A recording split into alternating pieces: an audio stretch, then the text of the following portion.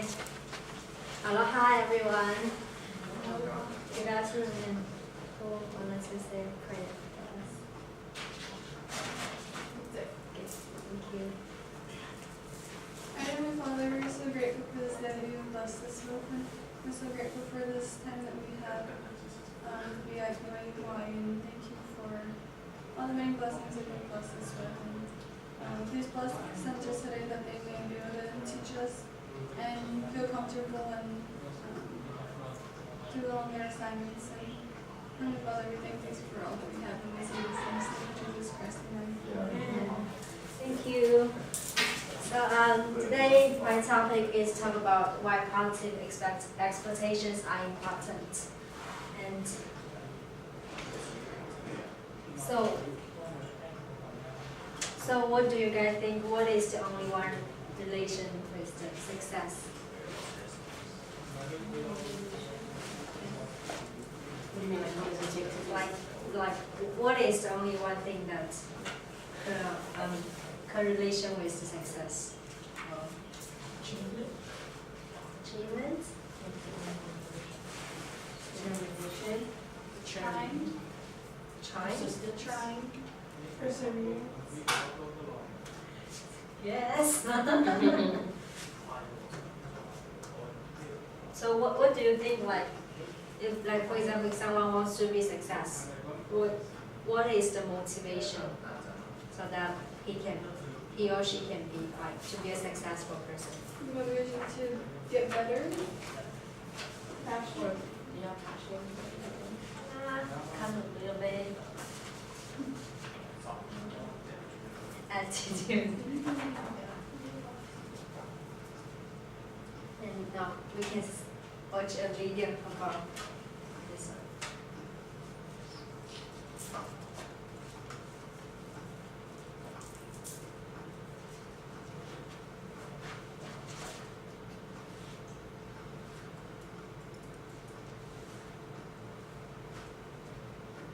Sorry, we're so slow.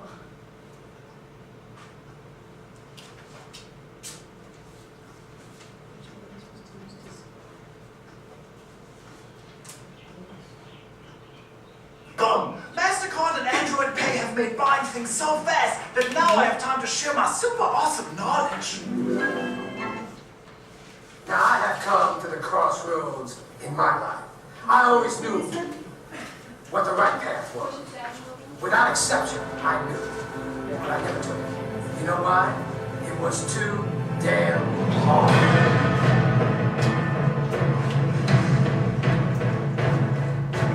Pain is temporary. It may last for a minute, or an hour, or a day, or even a year. But eventually, it will subside, and something else will take its place. If I quit, however, it will last forever. Let me tell you something you already know. The world ain't all sunshine and rainbows. It's a very mean and nasty place, and I don't care how tough you are, it will beat you to your knees and keep you there permanently if you let it. You, you're nobody. It's gonna hit as hard as life. But it ain't about how hard you hit. It's about how hard you can get hit and keep moving forward. How much you can take and keep moving forward. That's how winning is done. But I'm exactly where I want to be.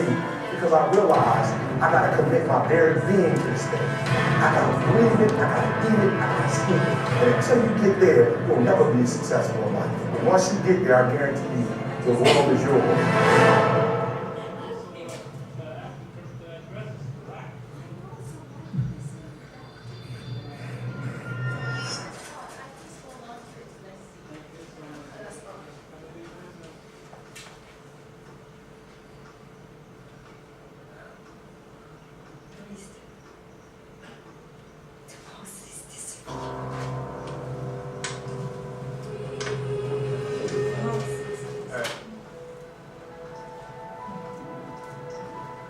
Don't ever let somebody tell you you can't do something.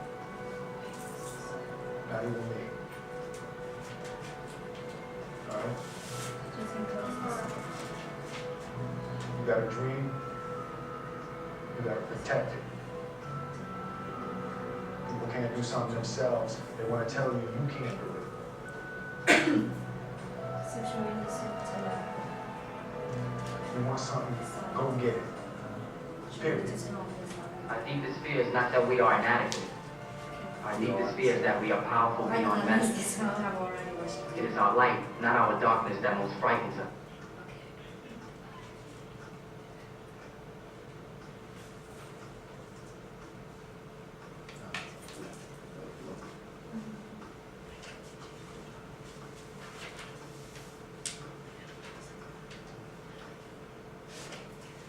So after watch this movie, this video, so what do you think about like the success with the attitude level is only one relation with success. It's all about how you look at it. And if you have a bad attitude, then it's not going to happen. If you have a positive attitude, then it could happen. Yeah, It won't be that's true. perfect, but if you are positive about it, you can at least make some progression. That's true.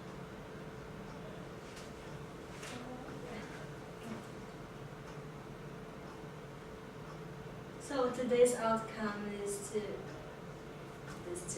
outcomes that I want you guys to learn about the positive expectations and negative expectations, and then to know how positive expectations will affect the students. Okay. So what is called expectations? Any ideas about this history? It's something that you could like expect out of someone or yourself, like the outcome that you want to happen. Yeah.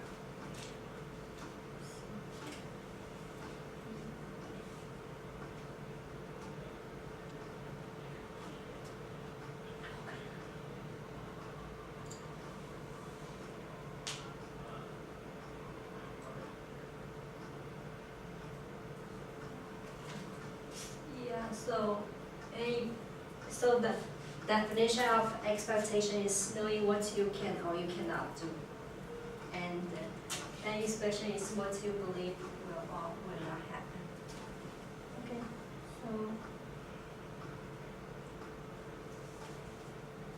so today I wanted to introduce two expectations. The first one is called the positive expectations. And the positive expectations is an optimistic belief that whoever you teach or whatever you do will result in success or achievement. So it is like, for example, in the classroom, and the teachers want to make sure that students understand his or her class, and they need to like to have like their personal expectations for students so that they can understand it. And the negative expectations is about the pessimistic belief. Actually, Susanna is the optimistic, is the opposite one. So, and but right now I want to do an activity, and I want you guys to write down why you want to be a teacher, and what do you think, what kind of expectations does a teacher need to possess? Okay? So, and 2 questions? Yeah. Why would you want to be a teacher, and what do you think? What do you think that like the expectations that the teachers need to possess in the classroom?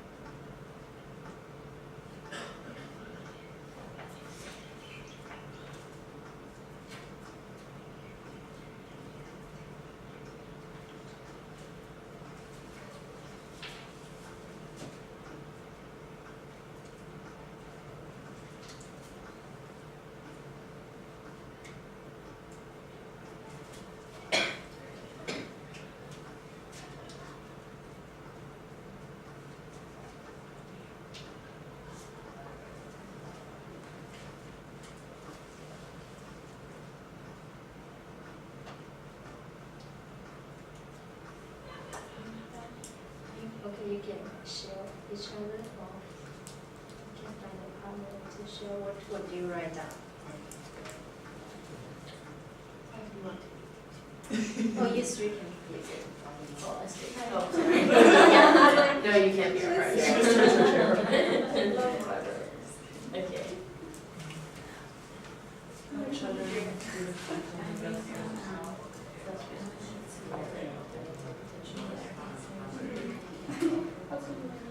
And the explanations need to share inspire them to learn. So this kind of like one able to help them be expected to be perceived, not like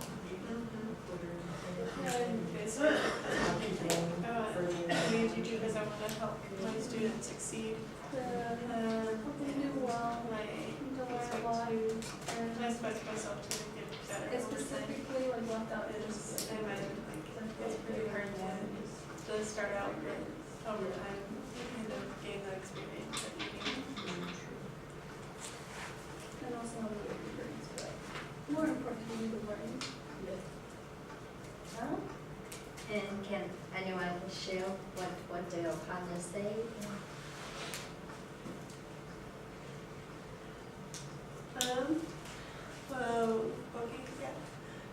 She said that she wants to be a teacher to help her students gain the knowledge that they need and to achieve their goals. That's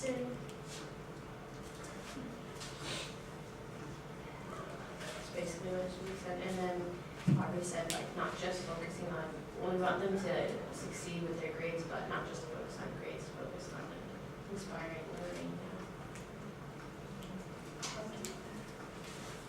So, and now we're going to make some examples of expectations.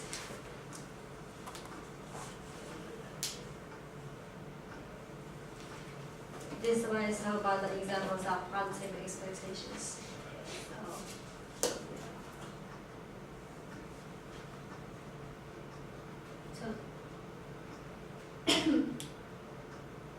So that these four is the examples that I read the chapter, like the article that, and they said about the examples of positive expectations.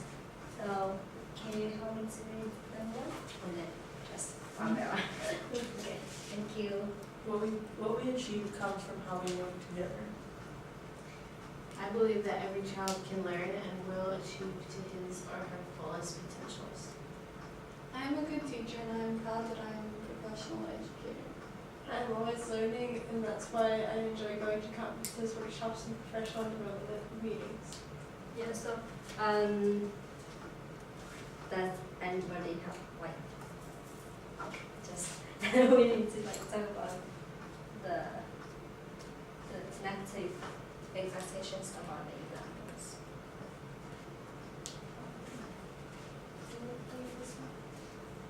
You don't understand the subject language. In this case, just don't want to learn. They can't read, they can't spell, they can't sit still, they can't behave.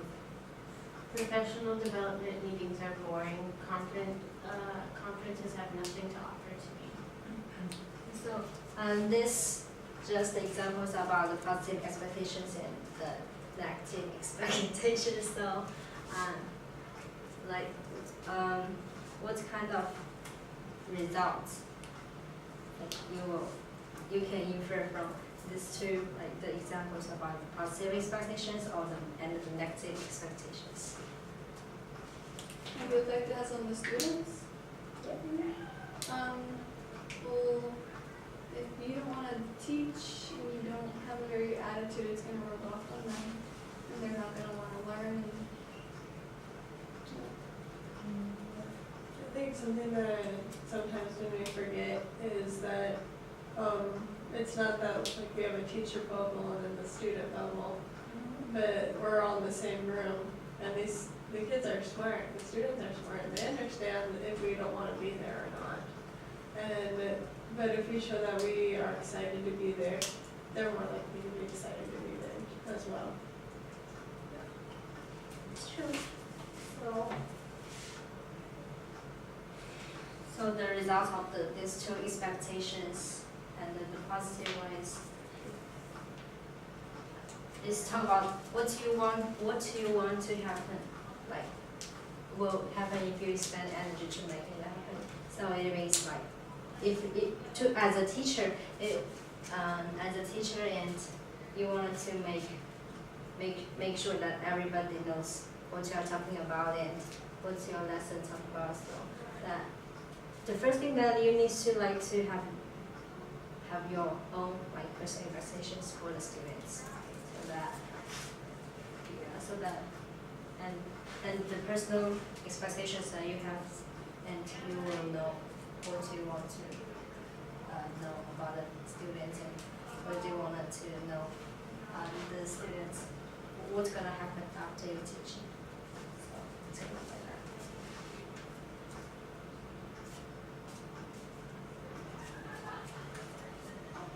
And also the expectations are from different standards, and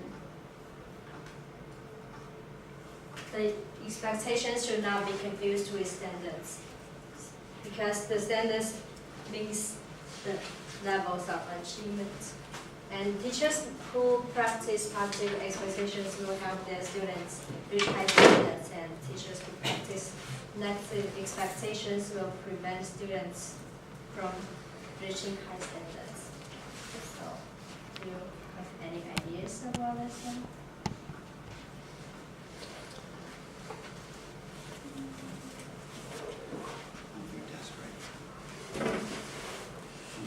What was the question? Right in the I mean, camera. what do you have? Can't What's see your this. idea, or what's your opinion about What was the Yeah. I think that's true. If you have positive expectations, then your students can see that, and then that helps them reach their potential because they know that they can do it because you believe in them. Yeah, that's true. And I remember that last time on Tuesday, and you talk about the intentionally inviting, right? Yes. Yeah, and I remember that one thing that you mentioned is that we need, as a teacher, we need to invite the students to invite the students to engage the class, and then the teachers will like to praise them or give them the to encourage them, and to say some sentence like you did a good job or something like that. So that it will be at the positive expectations. So but some teachers will just to focus on the results of the final exam, something like that. So that is the negative expectations, because that the teachers just want to make sure that whether the students can get the good score or something like that.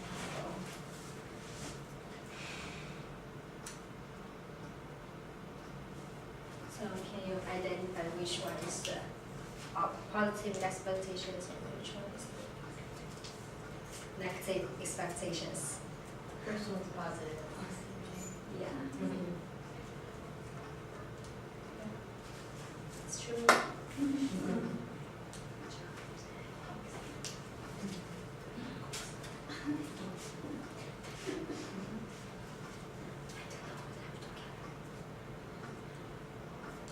Okay, there are two most important groups of people in their lives.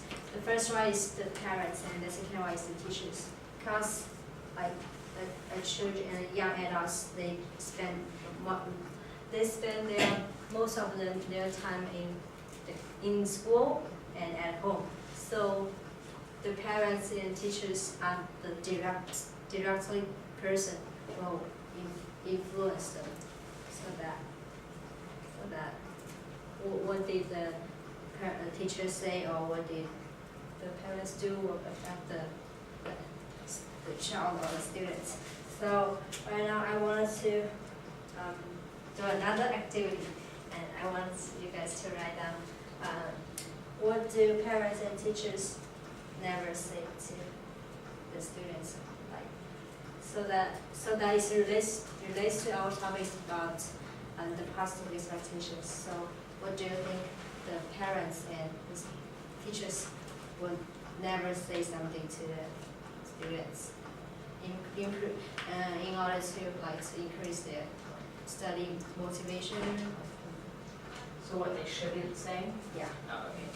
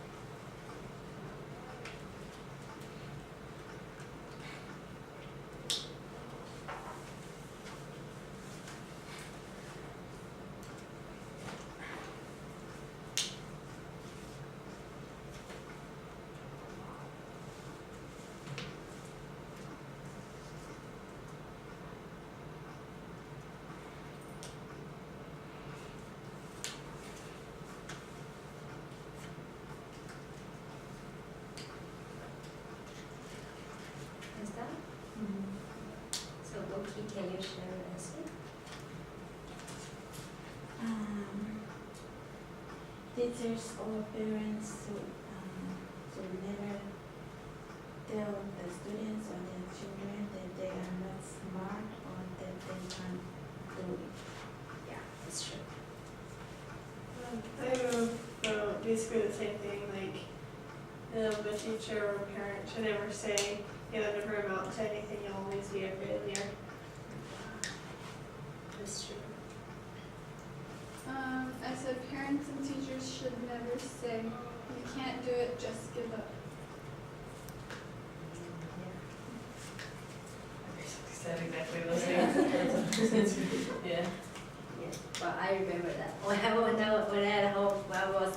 was in China, and then my mom always liked to. She never say that the encourage words to me or something like that, and then she always said that. You can never get a good grade or whatever. Because this one time I was in the junior high school, and then this final exam, and then I got a very low score because I did very bad at the exam, and she's so angry, and so that she said some words to me, and she said you didn't pay more attention to your study, and you didn't put a positive attitude to the class, and your teachers told me that when you have class and you didn't pay attention and something like that. So, and I remember that she never said that the encouragement to me. So that maybe I want she to change it herself. So I made some examples, like the teachers and parents can never say that you are dumb, and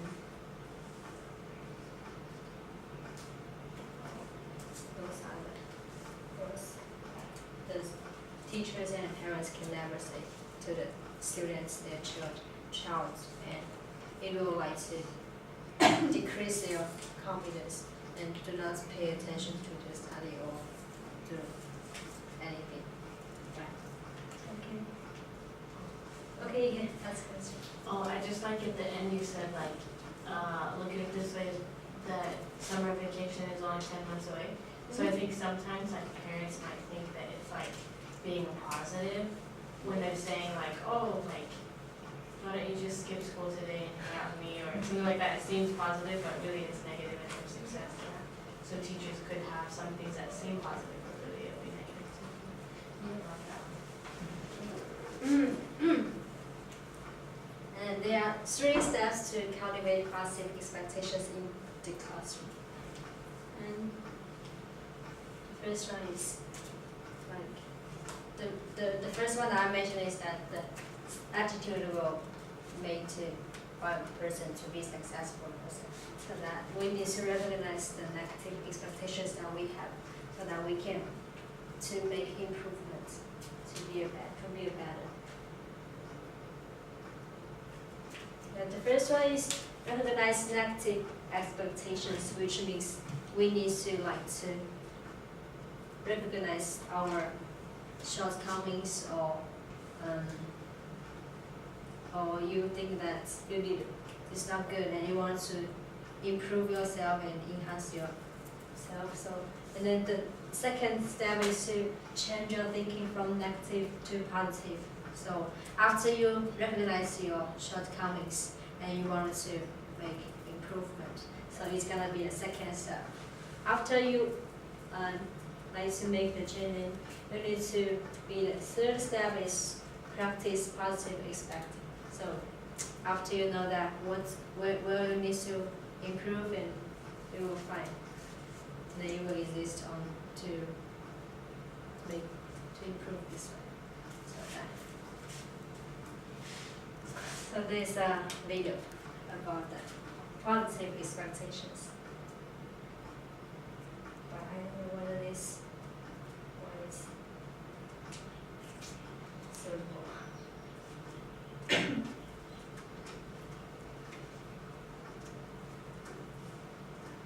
A difference whether your teacher believes that you are a high performer or a low performer, that you are a late bloomer, that even though you haven't demonstrated your intellectual ability, you will blossom, or you're not a good student or you're a good student. Psychologist Robert Rosenthal and school principal Lenore Jacobson did a remarkable study some years ago in which they told school teachers, elementary school teachers, that on the basis of some psychological tests, some of their students, some of the children in their class were designated as late bloomers, even though they hadn't shown any academic success, they are expected to bloom. The amazing thing is that in a very short time, the teachers began to treat those children differently than the other kids. Those kids began to think of themselves differently, and in the end, they actually performed significantly better than the other kids. They were transformed by the teacher's positive expectations.